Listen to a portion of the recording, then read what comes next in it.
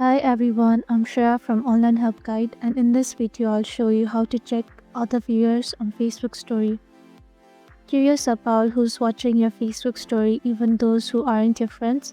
Let's find out. First of all, open your Facebook apps. Open your story on Facebook, then click on viewers. Then you will see an option called others. Click on others. It won't show any viewers. So go back. Tap the three-line menu in the top corner of your Facebook app.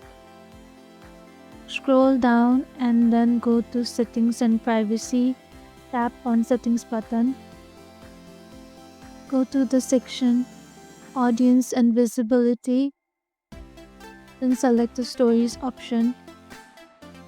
Click on Who can see your stories.